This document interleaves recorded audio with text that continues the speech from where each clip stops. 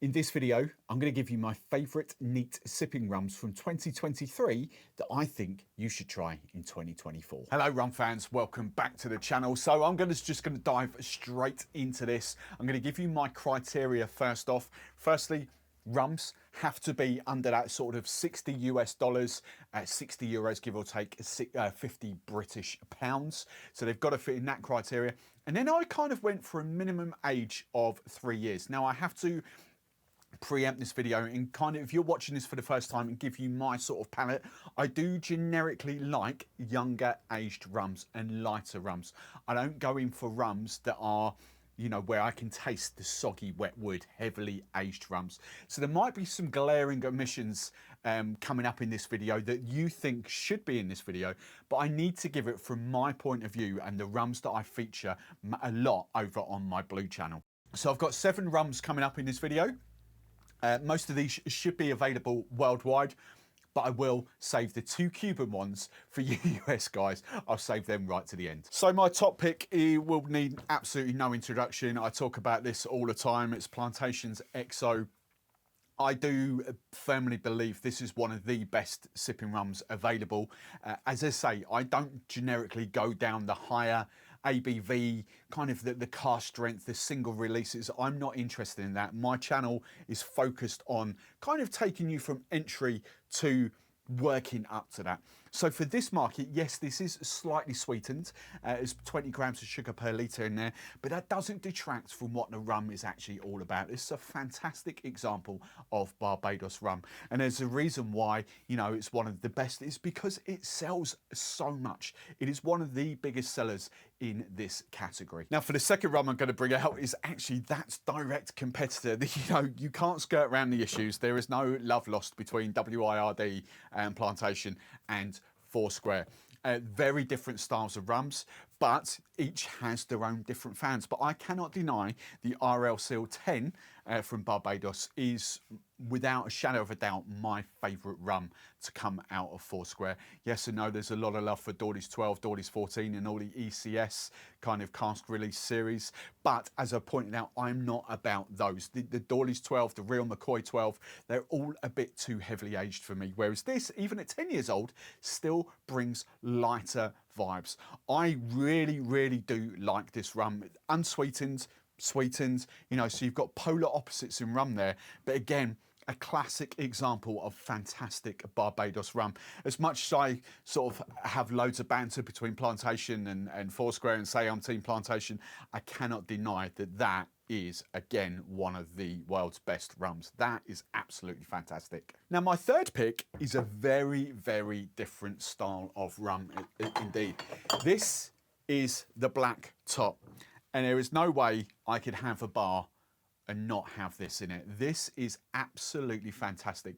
What I would call a multi-country, multi-island blend. We've got, you know, you can go on the website and look at the DNA in this. It's quite complex, but they do give you the breakdown of what they're. But generically speaking, Barbados, Guyana and Jamaica in there. And yes, while this doesn't have an age statement, yes, while this does have some slightly younger rums in it, you know, it does.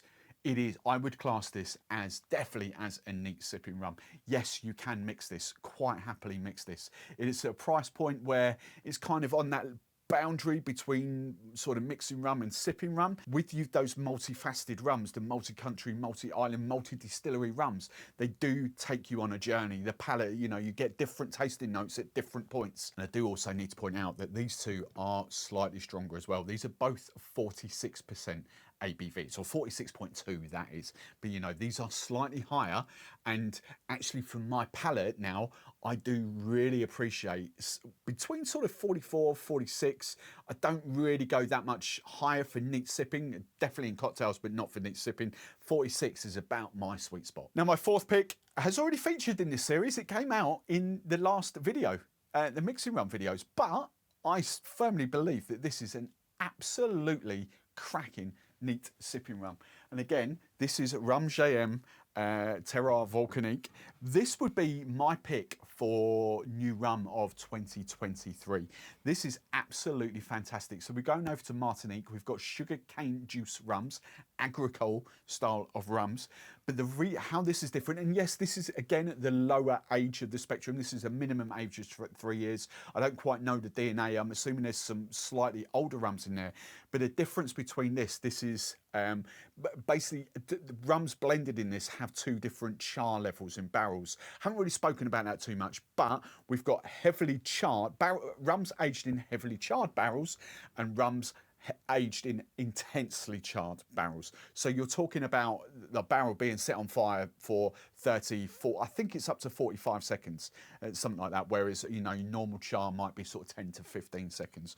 And this is why I love this rum. I wouldn't classify it as a dark rum as such, because it has got so many different characteristics, a little bit of stone fruit, a little bit of butterscotch, a little bit of toffee going on, more fruit, and it is just absolutely delicious. And I've gone through a few bottles of this now, and even when I rock it out on masterclasses, this does go down a treat. Don't be put off by the whole agricole vibe. Honestly, try this. I promise you, you will probably fall in love with this, and this could actually be your top pick for 2024.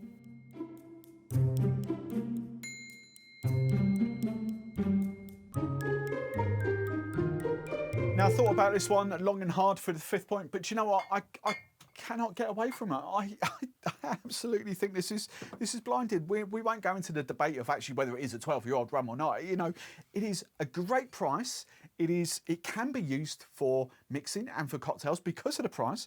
But you know what? For neat sipping, and for my favourite style, that sort of lighter style, and this is column still rum, you know, this is fantastic. I do even like the 18, and this is why I kind of, you know, there's sort of mystery around the whole aging, because that for me tastes nothing like an 18-year-old rum. If I'm comparing that to 12-year-old rums from Barbados, 12-year-old rums from Jamaica, you know, 15, 18-year-old rums, that is nothing even remotely close. So we would naturally assume that it's actually a lot younger in that. To be fair, it doesn't say sort of out and out years old on it. There is, you know, mysteries about it. But I even really like that. But do you know what? I always come back to the Flor de Carne 12-year-olds. You can't go wrong with this rum. Now this, I love this. And I said I'd save the 2 Cuban ones till last because of the embargo, because the US, who do make up the bulk of my audience, let's be brutally honest here. I know you can't get these, but I do know that you know these rums. So I'm going to get them both out together. I think these are absolutely stunning. And that rum in there is, I will always call this one Cuban barrel proof, because that's what it was when it was initially released. It has been rebranded, or might be slightly reblended, to Selection de Maestros in the last few years, 5 years or so. But when this first got released, mid 2000s, give or take, it was the Cuban barrel proof, and I fell in love with this. I absolutely adored this.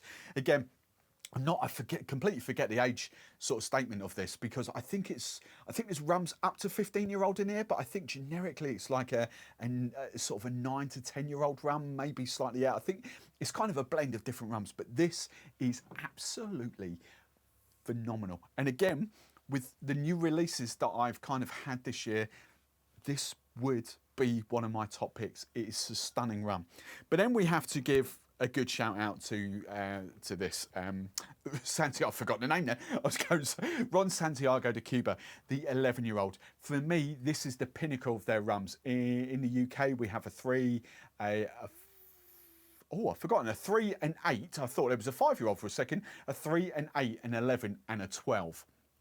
Now, for me, this is the pinnacle. The 12 tastes completely different.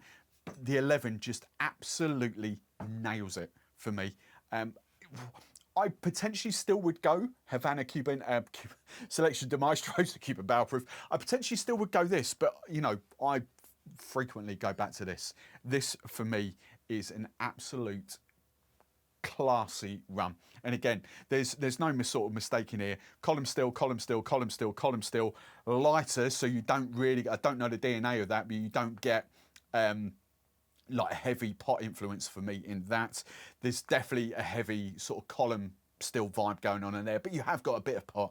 And then again, I don't know the DNA too much of that, but I know there is pot and column in there. So I am very much the column style of rums. I don't really go into the big, heavy pot still rums. That's my palate.